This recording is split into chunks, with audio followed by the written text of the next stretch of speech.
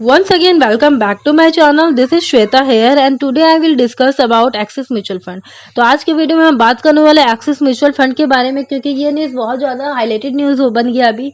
कुछ दिन पहले से ही इसका न्यूज़ चल रहा है मार्केट में। एक्चुअली हुआ क्या एक्सिस म्यूचुअल फंड में कि इसके जो म्यूचुअल फंड मैनेजर थे, जिनका नाम था दीपक अग्रवाल और दूसरे का नाम था वीरेश जोशी, इन दोनों पे एक आरोप लगाया गया है कि ये इनसाइड ट्रेडिंग और फ्रंट रनिंग में काम करते हैं या इन्वॉल्व थे। तो हम सबसे पहले समझ लेते हैं कि ये जो फ्रंट रनिंग होता है वो क्या होता है।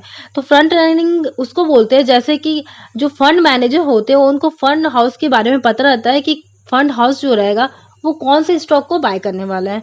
तो ये इन्फॉर्मेशन जब उनको पहले से पता रहता है तो वो क्या करते हैं, कुछ ऐसे ट्रेडर और ब्रोकर को इसके बारे में बता देते हैं। अब वो ब्रोकर और ट्रेडर क्या करता है, कुछ कमीशन उसको दे देता है, जो फंड मैनेजर उनको कमीशन दे देगा और अपना प्रॉफिट जनरेट करने के लिए वो क्या करेंगे, पहले से ही उस स्टॉक उस कंपनी के जो शेयर होंगे उसको अपने पोर्टफोलियो में रख लेते हैं। जैसे ही ये स्कीम लॉन्च होता है उसके बाद मार्केट में आने के बाद जो पब्लिक बाय करने लगती है तो क्या होता है, इसका रेट ऑटोमेटिक बढ़ जाता है।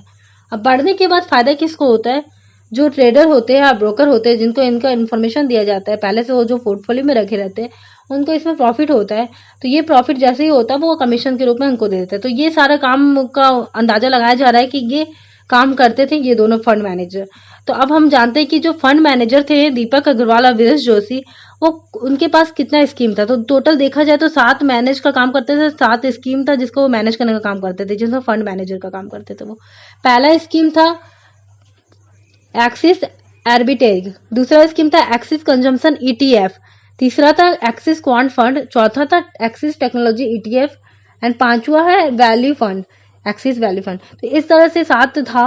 तो उसमें वो लोग फंड मैनेजर का काम करते थे। और अभी क्या हो रहा है रिसेंटली में कि इन जो फंड मैनेजर का काम करते इस पद से उनको हटा दिया गया, यानी कि इससे अब वो मैनेज करने का काम नहीं करेंगे और इन्वेस्टिगेशन उन पे चल रही है।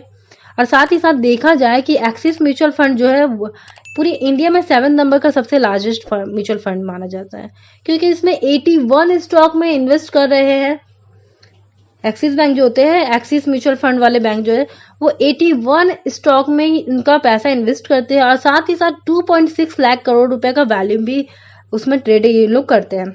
तो इसके लिए अभी इनके जो कंपनी है एक्सिस म्यूचुअल फंड, उनके कंपनी के जो सीईओ है उन पे भी कुछ खतरा मंडरा रहा है, उन पे भी इन्वेस्टिगेशन किया जाएगा। और साथ ही बता देते हैं कि इन पे इन्वेस्टिगेशन करने का क्या कारण बना, क्योंकि ये इन लोगों ने अभी कुछ महीनों में या कुछ सालों में बहुत ज़्यादा लमसम बहुत ज़्यादा इन लोग का प्रॉफिट हुआ है। मतलब बहुत ज़्यादा पिछले कुछ दिनों में या कुछ सालों में इन्होंने बहुत सारे प्रॉपर्टी खरीदे हैं और साथ ही साथ ये लोग लग्जरी लाइफ जी रहे थे, जिसकी वजह से कुछ संदेह हुआ, कुछ डाउट हुआ और फिर उसके बाद इन पे इन्वेस्टिगेशन करना स्टार्ट किया गया। अब कुछ तो होगा ही, तभी जाके उनको इस स्कीम से, जो 7 स्कीम थे उनके फंड से निकाला गया। तो देखा जाए तो हो सकता है ये स्कैम हो भी सकता है, नहीं भी हो सकता, क्योंकि अभी प्रूव नहीं आया और सेबी से कोई भी क्लेरिफिकेशन नहीं आया। तो इसमें अब क्या है कि इन्वेस्टर लोग जो होते हैं इनके म्यूचुअल फंड के, उनको पैनिक नहीं होना है, उनको धैर्य रखना है, पेशेंस रखना है, क्योंकि अगर वहां से सेबी से कोई भी गाइडलाइन आता है तभी जाके कुछ किया जा सकता है। अदरवाइज अभी उसके रिटर्न जो है उस पर कोई फर्क नहीं हुआ है, तो कोई पैनिक होने की बातें नहीं है। बट अभी जो भी क्लेरिफिकेशन आएगा उसके बाद ही इसको प्रूव किया जा सकता है। बट देखा जाए तो कुछ हद तक तो है ही स्कैम। और साथ ही साथ अगर आप इसी तरह की वीडियो पाना चाहते हैं, देखना चाहते हैं, तो मेरे चैनल को पहले सब्सक्राइब कर लीजिएगा। और अगर आप मुझे फॉलो करना चाहते हैं तो इंस्टाग्राम पे और टेलीग्राम पे फॉलो कर सकते हैं, उसका लिंक मैं आपको डिस्क्रिप्शन बॉक्स में दे दूंगी।